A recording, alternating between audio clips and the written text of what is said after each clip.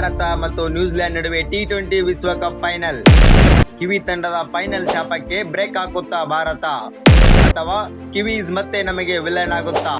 ಏನಿದು ಸೇಡಿನ ಆಟವೋ ಅಥವಾ ಇತಿಹಾಸದ ಪುನರಾವರ್ತನೆಯೋ? ಮಾರ್ಚ್ 8ರಂದು ಅಹಮದಾಬಾದ್ನಲ್ಲಿ ಇಡೀ ಕ್ರಿಕೆಟ್ ಲೋಕವೇ ಬೆಚ್ಚಿ ಬೀಳುವಂತ ಯುದ್ಧ ಶುರುವಾಗ್ತಿದೆ. ನಮಸ್ಕಾರ ಸ್ನೇಹಿತರೆ, ಇವತ್ತು ನಾವು 2026ರ ಟಿ20 ವಿಶ್ವಕಪ್ನ ಅತ್ಯಂತ ರೋಚಕದ ಘಟ್ಟದ ಬಗ್ಗೆ ಮಾತನಾಡಲಿದ್ದೇವೆ. 14 ವರ್ಷಗಳ ನಂತರ ಭಾರತದಲ್ಲಿ ನಡೆಯುತ್ತಿರುವ ಈ ಫೈನಲ್ ಟೀಮ್ ಇಂಡಿಯಾ ಮತ್ತು ಬ್ಲ್ಯಾಕ್ ಕ್ಯಾಪ್ಸ್ ನಡುವಿನ ಹಳೆಯ ಲೆಕ್ಕಾಚಾರಗಳೇನು ಅನ್ನೋದನ್ನ ಇವತ್ತು ಡೀಟೇಲ್ ಆಗಿ ನೋಡೋಣ ಬನ್ನಿ. ನಮಗೆಲ್ಲ ಗೊತ್ತು ನ್ಯೂಜಿಲೆಂಡ್ ತಂಡ ನಾಕ್ಔಟ್ ಮ್ಯಾಚ್ ಅಂತ ಬಂದಾಗ ಯಾವ ರೀತಿ ಆಡ್ತಾರೆ ಅಂತೇಳಿ. ಉದಾಹರಣೆಗೆ 2019ರ ಸೆಮಿಫೈನಲ್ನಲ್ಲಿ ODI ವಿಶ್ವಕಪ್ನಲ್ಲಿ ಮಾರ್ಟಿನ್ ಗಪ್ಟಿಲ್ ಅವರು MS ಧೋನಿ ಅವರನ್ನ ಯಾವ ರೀತಿ ರನ್ಔಟ್ ಮಾಡಿ ಮ್ಯಾಚ್ ಅನ್ನ ಕಸಿದುಕೊಂಡು ಫೈನಲ್ ಟಿಕೆಟ್ ಕಿತ್ಕೊಂಡ್ರು ಅಂತೇಳಿ ನಿಮಗೂ ಕೂಡ ಗೊತ್ತಿದೆ. ಅದೇ ರೀತಿ ಬ್ಲ್ಯಾಕ್ ಕ್ಯಾಪ್ಸ್ ಬಂದ್ಬಿಟ್ಟು ತಾವು ನಾಕ್ಔಟ್ ಮ್ಯಾಚ್ ಅಂತ ಬಂದಾಗ ಒಂದು ಕೈ ಮೇಲೇನೆ ಆಡ್ತಾರೆ. ಹಾಗಾಗಿ ನ್ಯೂಜಿಲೆಂಡ್ ತಂಡನೂ ಕೂಡ ತುಂಬಾನೇ ಸ್ಟ್ರಾಂಗ್ ಆಗಿ ಕಾಣ್ತಾ ಇದೆ. ಅದು ಕೂಡ 2026ರ ಟಿ20 ವಿಶ್ವಕಪ್ನಲ್ಲಿ. 2021ರ ಟೆಸ್ಟ್ ಫೈನಲ್ 2021ರ ಟೆಸ್ಟ್ ಫೈನಲ್ನಲ್ಲಿ ಬಂದ್ಬಿಟ್ಟು ನ್ಯೂಜಿಲೆಂಡ್ ತಂಡ ನಮಗೆ ಹೀನಾಯವಾಗಿ ಸೋಲನ್ನು ಉಳಿಸಿತ್ತು. ಇದು ಕೂಡ ಭಾರತೀಯ ಕ್ರಿಕೆಟ್ ಹಾಗೂ ಭಾರತೀಯ ಅಭಿಮಾನಿಗಳಿಗೆ ಒಂದು ದೊಡ್ಡ ನೋವನ್ನು ಅನುಭವಿಸುವ ಹಾಗೆ ಮಾಡಿತ್ತು. 2021ರಲ್ಲಿ ಕೂಡ ಟೆಸ್ಟ್ ಫೈನಲ್ ಬಂದ್ಬಿಟ್ಟು ಕಪ್ ಅನ್ನ ನಮ್ಮ ಕಡೆಯಿಂದ ಕಿತ್ಕೊಂಡು ನ್ಯೂಜಿಲೆಂಡ್ ತಂಡ ಎತ್ತಿ ಟ್ರೋಫಿನ ಸೆಲೆಬ್ರೇಟ್ ಮಾಡಿತ್ತು. ಆದರೆ ಇವಾಗ ಸೇಡನ್ನ ಮತ್ತೆ ತೀರಿಸಿಕೊಳ್ಳುವಂತ ಸಮಯ ಬಂದಿದೆ 2026ರ ಟಿ20 ವಿಶ್ವಕಪ್ನಲ್ಲಿ. ಹಾಗಿದ್ರೆ ನ್ಯೂಜಿಲೆಂಡ್ ತಂಡವನ್ನ ಸೋಲಿಸಲು ಮೇನ್ ನ್ಯೂಜಿಲೆಂಡ್ನ ವೀಕ್ ಪಾಯಿಂಟ್ ಏನು ಗೊತ್ತಾ? ಬನ್ನಿ ನೋಡ್ಕೊಂಡ್ ಬರೋಣ. ನ್ಯೂಜಿಲೆಂಡ್ ತಂಡದ ಸ್ಟ್ರೆಂತ್ ಆಗಿ ವೀಕ್ನೆಸ್ ಅದು ಬಂದ್ಬಿಟ್ಟು ಮೇನ್ ಓಪನಿಂಗ್ ಪ್ಲೇಯರ್ ಆಗಿ ಅವ್ರದ ಮಿಡಲ್ ಆರ್ಡರ್ ಬೌಲಿಂಗ್.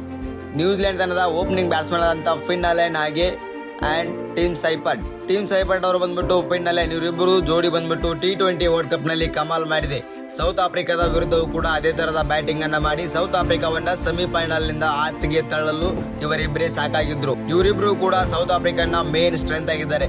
ಇವರಿಬ್ಬರನ್ನ ಎತ್ತಿದ್ರೆ ಮುಗಿತು, ನ್ಯೂಜಿಲೆಂಡ್ ಟೀಮ್ ಒಂದು ಹೆಜ್ಜೆ ಟ್ರೋಫಿಯಿಂದ ಹಿಂದೆ ಹೋಗುತ್ತೆ. ನ್ಯೂಜಿಲೆಂಡ್ ಮೇನ್ ಬೌಲಿಂಗ್ ಅಸ್ತ್ರ ಅಂತಂದ್ರೆ ಅದು Mitchell Santner and Jacob Duffy.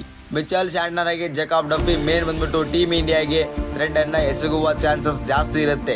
New Zealand ತಂಡ ಆಯ್ತಂದ್ರೆ ಇನ್ನು ನಮ್ಮ ಟೀಮ್ ಇಂಡಿಯಾ ಬಂದ್ಬಿಟ್ಟು ಯಾವುದೇ ತರಹದ ಕಮ್ಮಿ ಏನಿಲ್ಲ ನ್ಯೂಜಿಲೆಂಡ್ ತಂಡಕ್ಕೆ. ನಮ್ದು ಟೀಮ್ ಅವ್ರಿಗಿಂತ ಇನ್ನೂ ಹೆವಿಯಾಗಿ ಬ್ಯಾಟಿಂಗ್ ಲೈನಪ್ ಅನ್ನ ಹೊಂದಿದೆ, ಹಾಗೆ ಹೆವಿ ಬೌಲಿಂಗ್ ಲೈನಪ್ ಕೂಡ ನಮ್ದಿದೆ. ಇನ್ನು hard hitter Hardik Pandya allrounder ಬಗ್ಗೆ ಅಂತೂ ನಾವು ಹೇಳಲೇಬೇಕಿಲ್ಲ. ಶಿವಮ್ ದುಬೆ ಅಂಡ್ ಹಾರ್ದಿಕ್ ಪಾಂಡ್ಯ ಅವರು ಯಾವ ರೀತಿ ತಮ್ಮ ಜಲಕನ್ನ ಲಾಸ್ಟ್ ಬಂದ್ಬಿಟ್ಟು ಸೆಮಿಫೈನಲ್ 2 ತೋರಿಸಿದ್ರು ಇಂಗ್ಲೆಂಡ್ ವಿರುದ್ಧ.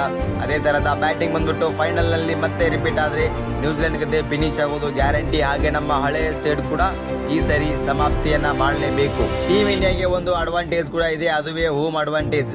ಟೀಮ್ ಇಂಡಿಯಾ ಬಂದ್ಬಿಟ್ಟು ನಮ್ದು ಹೋಮ್ ಗ್ರೌಂಡ್ ಆಗಿರೋದ್ರಿಂದ ಈ ಸಲ ಬಂದ್ಬಿಟ್ಟು ಟ್ರೋಫಿನ ಎತ್ತಲು ಈಸಿ ಆಗುತ್ತೆ. ಹಾಗೆ ನಾವು 2026ರಲ್ಲಿ ಟ್ರೋಫಿಯನ್ನ ಎತ್ತೋದು 100% ಕನ್ಫರ್ಮ್. ಹಾಗೆ ನಿಮಗೆ ಅನಿಸುತ್ತೆ 2026ರಲ್ಲಿ ಟ್ರೋಫಿನ ಯಾರು ಎತ್ತುತ್ತಾರೆ ಅಂತೇಳಿ ಕಮೆಂಟ್ ಬಾಕ್ಸ್ ಅಲ್ಲಿ ಕೂಡ ಕಮೆಂಟ್ ಮಾಡಿ ತಿಳಿಸಿ. ಇದೇ ತರಹದ ಕ್ರಿಕೆಟ್ ಅಪ್ಡೇಟ್ಗಳಿಗಾಗಿ ನೀವು ನಮ್ಮ ಚಾನಲ್ನ ಸಬ್ಸ್ಕ್ರೈಬ್ ಕೂಡ ಮಾಡ್ಕೊಳ್ಳೋದನ್ನ ಮರಿಬೇಡಿ.